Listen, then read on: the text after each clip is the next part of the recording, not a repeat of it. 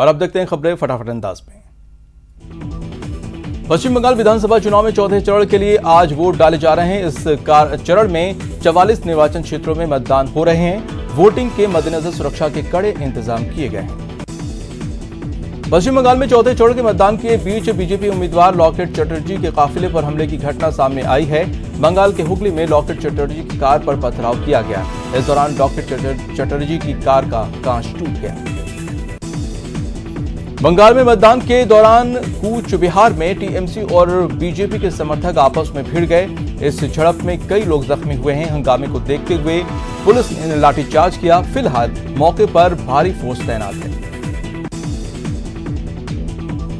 सहाड़ा विधानसभा उपचुनाव में कांग्रेस प्रत्याशी गायत्री त्रिवेदी के समर्थन में चिकित्सा मंत्री डॉक्टर रघु शर्मा ने कई गांव का दौरा कर कांग्रेस के लिए जन समर्थन मांगा। डॉक्टर रघु शर्मा के साथ कांग्रेस जिला रामपाल शर्मा और कांग्रेस नेता चेतन डेडवाणिया भी मौजूद रहे। राजसमंद के भीम की थनेटा पंचायत ने इतिहास रचते हुए लोकतांत्रिक तरीके से शराबबंदी पर मुहर लगाई। ठेकों को रोकने के लिए पक्ष में लोगों ने रिकॉर्ड तोड़ मतदान किया। देश भर में कोरोना संक्रमितों को आंकड़ा रोज नए रिकॉर्ड बना रहा है। 24 घंटे में 1,45,000 से ज्यादा नए पॉजिटिव केस सामने आए हैं, जबकि 794 लोगों की मौत हुई है। चुनाव आयोग ने 2 कहा है कि नियमों का पालन नहीं करने वालों की रैलियां, पब्लिक मीटिंग पर प्रतिबंध भी लगाया जा सकता है। साथ ही स्टार प्रचारक के प्रचार करने पर भी पूरी तरह से रोक लग सकती है। राजधानी के मुख्य सचिव निरंजन आर ने कोरोना का टीका लगवाया। उन्होंने एसएमएस अस्पताल के आईडीएच में कोरोना का पहला टीका लगवाया। साथ ही उन्होंने टीका लगवाने आए लोगों से भी अनुभव जाने। जयपुर में कोरोना वैक्सीन की किल्लत हो गई है। आज शाम स्टॉक खत्म हो जाएगा, ये कहना है जयपुर के सीएमएचओ डॉक्टर नरोत्तम शर्मा का। जयपुर के CMHO doctor Narottam Sharma news 18 से कहा कि वैक्सीन की केवल 24,000 डोज उपलब्ध है और वैक्सीन की किल्लत के चलते अधिकांश सेंटर पर वैक्सीनेशन बंद है। राजधानी में कोरोना एक बार फिर से तेजी से बढ़ता जा रहा है, जिसको लेकर प्रवासी मजदूरों में लॉकडाउन का डर सताने लगा है, जिसका जैसलमेर में भी असर देखने को मिल रहा है। जैसलमेर रेलवे स्टेशन पर प्रवासी मजदूरों की संख्या ज्यादा नजर आने लगी है। ये मजदूर अपने घर जाने लगे हैं।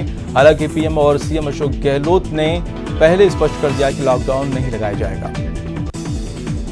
वहीं स्वास्थ्य विभाग के अधिकारी कुणाल साहू ने भी अपील की है कि लॉकडाउन जैसे हालात नहीं हैं और किसी भी तरह के आमजन के घबराने की जरूरत नहीं है।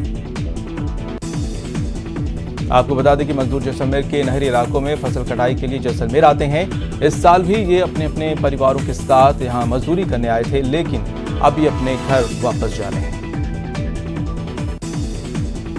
दौसा में भी वैक्सीन की कमी नजर आ रही है। दौसा में हर दिन 10,000 वैक्सीन डोज की खपत होती है, लेकिन आज केवल 4,000 ही बची है जो लोगों को लगाई जा रही है। रविवार से दौसा जिले में वैक्सीन की कमी का सामना करना पड़ सकता है। हालांकि चिकित्सा विभाग ने सरकार को वैक्सीन भिजवाने के लिए डिमांड भेज रखी है। जैसलमेर में कोरोना जागरूकता को लेकर फ्लैग मार्च किया गया। इसमें नगर विकास न्यास के सचिव एवं कोविड-19 के जिला प्रभारी अधिकारी अनुराग भार्गव समेत आला अधिकारी शामिल हुए। श्रीगंगानगर में सूरजगढ़ प्रशासन ने कोरोना गाइडलाइन की पालना नहीं करने पर ताबड़तोड़ कार्रवाई की है। कल एक बड़े कोचिंग संस्थान को सीज किया था। आज भी 3 कोचिंग संस्थानों को सीज किया गया है। साथ ही सूरजगढ़ प्रशासन ने एक स्कूल पर छापेमारी कर उन्हें सीज किया। साथ ही जुर्माना लगाने की कार्रवाई की। 12 में टीकाकरण अभियान के जनजागरण का अनोखा ही नजारा देखने को मिला है। कोरोना वॉरियर्स धर्मेंद्र निर्विकार अब गांव-गांव जाकर लोगों को टीकाकरण के लिए जागरूक कर रहे हैं। आशा कोऑर्डिनेटर के पद पर कार्य कर रहे धर्मेंद्र अपनी आशा टीम के साथ गांव में जाकर लोगों को पीले चावल देकर उनसे वैक्सीन लगवाने का निमंत्रण दे रहे हैं। धर्मेंद्र का कहना है कि भारतीय संस्कृति में पीले चावल का आमंत्रण का काफी प्रभाव होता है। इसे ईश्वर का आदेश माना जाता है। कोरोना की लहर अब बेकाबू हो चुकी है। इससे बचना जरूरी है और इसके लिए जरूरी है कि 45 साल से अधिक उम्र वाले लोग ज्यादा से ज्यादा संख्या में बिना किसी डर के वैक्सीन लगवाएं और हर वक्त मास्क का उपयोग करें। पोखरण नगर पालिका अध्यक्ष मनीष पुरोहित ने बताया कि पिछली बार हुई गलती अब की बार कोई ना करे, ना ही कोरोना की कम समझे, जिसके कारण केंद्र सरकार और राजस्थान सरकार की गाइडलाइन के तहत पालिका प्रशासन जागरूकता अभियान चलाया जा रहा है। अलवर में व्यापारियों की नाराजगी झेलने के बाद प्रशासन ने आज सुबह 7 दुकानों को सील खोल दी है, जिससे व्यापारियों ने राहत की सांस ली है। कोरोना गाइडलाइन की पालना नहीं करने के चलते प्रशासन ने इन्हें सील कर दिया था। इसको लेकर व्यापारी संघ अब आज बाजार बंद की चेतावनी दी थी। व्यापारियों ने श्रम मंत्री टीकाराम जूली से दुकानें खुलवाने की मांग भी की थी, जिसके बाद मंत्री के निर्देश पर दुकानों की सील खोल दी गई। दुकानों की सील खोलने के बाद व्यापारियों ने बाजार बंद का फैसला भी वापस ले लिया, साथ ही जिला प्रशासन का धन्यवाद भी किया। अलवर जिले के भिवाड़ी में उपखंड अधिकारी खेमा राम यादव ने अंतर्राज्यीय कोविड-19 चेक पोस्ट का औचक निरीक्षण किया। इस दौरान 3 दुकानों को सीज कर दिया गया है। दरअसल कोविड-19 महामारी अधिनियम के तहत राज्य सरकार के गृह विभाग ने सख्ती के आदेश दिए हैं, जिसके तहत चेकिंग अभियान जारी है। कोटा में कोरोना के बढ़ते मामलों के साथ साथ मौत के आंकड़ों में बढ़ोतरी जारी है। कोविड अस्पताल में इलाज के दौरान एक व्यक्ति ने दम तोड़ दिया। कोटा में कोरोना से मरने वालों का आंकड़ा 177 तक पहुंच गया है। झालावाड़ जिले में टोल चुकाने को लेकर हुए विवाद में करीब दर्जन भर बदमाशों ने टोल कर्मी पर हमला कर दिया और उसे गंभीर रूप से घायल कर, साथ ही बदमाशों ने टोल बूथ पर भी जमकर तोड़फोड़ की। उदयपुर के कोलियारी कस्बे में अकेले रह रहे एक वृद्ध दंपति के अज्ञात लोगों ने बेरहमी से हत्या कर दी। बताया जा रहा है कि दंपति की कोई संतान नहीं होने की वजह से अकेले ही रहकर जीवन यापन कर रहे थे। देर रात अज्ञात लोगों ने दंपति की बेरहमी से हत्या कर दी। वृद्ध की लठ मारकर तो वृद्धा की गला दबाकर हत्या कर दी। सुबह घटना का पता चलने पर पड़ोसी ने पुलिस को सूचना दी, जिसके बाद एसपी डीएसपी मौके पर पहुंचे और हत्या की वजह लूट बताई। डूंगरपुर जिले में आसपुर इलाके के रामा गांव में विवाहिता ने अपने पीहर पक्ष पर जहर खाकर खुदकुशी कर ली है। कारणों का खुलासा नहीं हो पाया है। अलवर शहर के अरावली विहार थाना क्षेत्र के झोपड़ी गांव में एक महिला ने फांसी लगाकर आत्महत्या कर ली। पुलिस ने पोस्टमार्टम कराकर शव परिजनों को सौंप दिया। जोधपुर में कोरोना पॉजिटिव महिला की मौत पर जमकर हंगामा हुआ। एमडीएम हॉस्पिटल में कोरोना पॉजिटिव महिला की मौत के बाद परिजनों ने शव लेने से इनकार कर दिया। भरतपुर के बयाना में लैपटॉप और नौकरी देने के नाम पर नाबालिग लड़की से ठगी का मामला सामने आया है।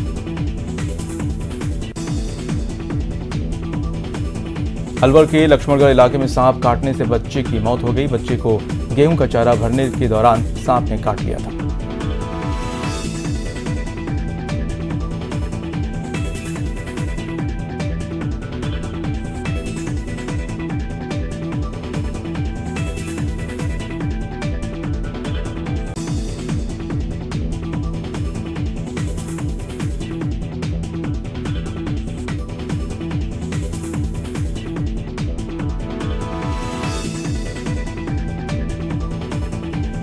टोंक जिले में रफ्तार का कहर देखने को मिला। देर रात टोंक रोडवेज बस स्टैंड के पास तेज रफ्तार बाइक्स में जबरदस्त भिड़ंत हो गई। इस हादसे में एक की मौत हो गई। कोटपुतली के चाकसू में ट्रैक्टर ट्रॉली की टक्कर से राहगीर घायल हो गया।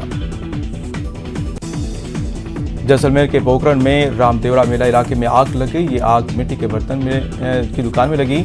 आग से हजारों का नुकसान हुआ है। अजमेर में लोहागल के कब्रिस्तान में झाड़ियों में भीषण आग लगी। आसपास के लोगों ने आग पर काबू पाया। दौसा के महुआ में पुजारी की मौत को 9 दिन हो चुके हैं, लेकिन अभी तक अंतिम संस्कार नहीं हुआ। जयपुर में सिविल लाइन पर पुजारी का शव रखा है। सांसद किरोड़ीलाल मीणा धरना स्थल पर बैठे हैं, साथ ही नेता भी मौजूद हैं। प्रदेश में पेट्रोल डीजल पर वैट कम करने की मांग को लेकर आज प्रदेश भर में पेट्रोलियम डीलर्स एसोसिएशन की हड़ताल है। जयपुर जिले में 530 पेट्रोल पंपों पर ताले लटके हैं और ये हड़ताल आज सुबह 6 बजे से शुरू हुई थी। इससे प्रदेश में 3 करोड़ लीटर पेट्रोल डीजल की बिक्री नहीं होगी, जिससे 150 करोड़ की बिक्री प्रभावित होगी। वैट में कमी करने की मांग को लेकर प्रदेश भर में आज पेट्रोल पंप पर हड़ताल है। पूरे प्रदेश के साथ बीकानेर में पेट्रोल पंप हड़ताल का असर देखने को मिला। पड़ोसी राज्यों की तुलना में राजस्थान में पेट्रोल डीजल के भाव ज्यादा होने के विरोध में पेट्रोल पंप मालिकों ने एक दिन की सांकेतिक हड़ताल रखकर अपना विरोध दर्ज कराया। अजमेर में भी पेट्रोल पंप की हड़ताल के चलते लोगों को भारी परेशानियों का सामना करना पड़ रहा है। प्रदेश में कई जगहों पर पेट्रोल पंप की हड़ताल चल रही है, लेकिन जयपुर में करीब 12 पेट्रोल पंप ऐसे हैं जहां आपको आज हड़ताल के दौरान भी आसानी से पेट्रोल डीजल मिल जाएगा। ये सब पंप कंपनी स्वामित्व के पंप हैं, यानी इनका संचालन कंपनी के द्वारा किया जाता है। ऐसे में ये पंप आज हड़ताल के दिन भी खुले हैं। पेट्रोलियम डीलर्स एसोसिएशन के बैनर तले आज प्रदेश व्यापी हड़ताल की जा रही है, जिसके चलते प्रदेश के करीब 7,000 पेट्रोल पंपों पर आज पेट्रोल डीजल की बिक्री नहीं हो रही है। हनुमानगढ़ में पेट्रोल पंप की हड़ताल 2 फाड़ हो गई है। एक निजी कंपनी ने हड़ताल से अलग होकर अपने पेट्रोल पंप खोले। डूंगरपुर में पेट्रोल पंप हड़ताल का व्यापक असर देखने को मिल रहा है। पंप पर पेट्रोल भरवाने पहुंचे लोगों को निराशा हाथ लगी है। बाड़मेर में पेट्रोल पंप संचालक हड़ताल पर हैं। इस हड़ताल का बाड़मेर क्षेत्रीय ट्रांसपोर्ट व्यापार मंडल समिति और बाड़मेर टैंकर ट्रांसपोर्टेशन एसोसिएशन ने भी समर्थन किया है।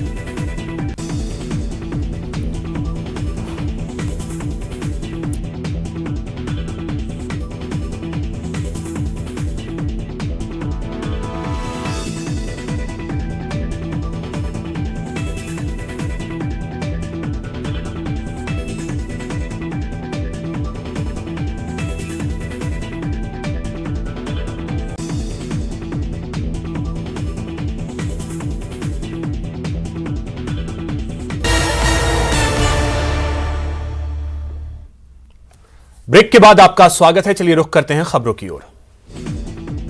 आज राजस्थान पेट्रोलियम डीलर्स एसोसिएशन ने 1 दिवसीय सांकेतिक हड़ताल का ऐलान किया है, जिसके तहत प्रदेश भर में सुबह 6 बजे से रात 12 बजे तक पेट्रोल पंप बंद रहेंगे। एसोसिएशन का कहना है कि राजस्थान में अन्य राज्यों की तुलना में वैट की दर ज्यादा है। पूरे देश में राजस्थान में सबसे अधिक पेट्रोल और डीजल पर वैट लगा हुआ है। अलवर शहर के रणजीत नगर में पानी की समस्या के चलते गुस्साए लोगों ने 60 फीट रोड को जाम कर दिया। सड़क पर जाम लगने की वजह से वाहन चालकों को परेशानी का सामना करना पड़ा। जाम की सूचना के बाद मौके पर एनईबी थाना पुलिस और जलदाय विभाग के अधिकारी मौके पर पहुंचे, जिन्होंने लोगों को समझा बुझाकर मामले को शांत करवाया। जलदाय विभाग के अधिकारियों ने जल्द ही पानी की समस्या को दूर करने का आश्वासन दिया। सिरोही के जावाल गांव को नगर पालिका बनाने को लेकर ग्रामीणों की समस्या आज तक नहीं सुलझ पाई है। प्रशासन की लापरवाही कहें या ठेकेदार की रसूखदारी, लापरवाही की वजह से नई पाइपलाइन बिछाने के काम में देरी हो रही है, जिसकी वजह से गर्मी में लोगों को पीने के पानी की समस्या से रूबरू होना पड़ेगा। ग्रामीण पानी के लिए दर बदर भटक रहे हैं। ग्रामीणों ने नवनिर्मित नगर पालिका को भी शिकायत की, लेकिन सुनने वाला कोई नहीं।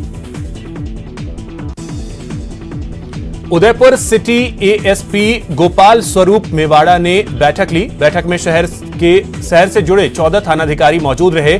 बैठक में पेंडिंग केसेस के प्रोग्रेस रिपोर्ट पर चर्चा की गई। जैसलमेर के पूनम नगर की ललिता भाटी का चयन गुजरात न्यायिक सेवा में जज के रूप में हुआ है। ललिता ने गुजरात राज्य में 9वां रैंक हासिल किया। ललिता के पिता इंद्र सिंह भाटी वरिष्ठ अधिवक्ता हैं और ललिता ने सफलता का श्रेय अपने माता पिता को दिया। ललिता भाटी ने अपनी प्रारंभिक पढ़ाई जैसलमेर से ही की है। अब गुजरात न्यायिक सेवा में जज के पद पर चयनित होने के बाद जैसलमेर में जश्न का माहौल है।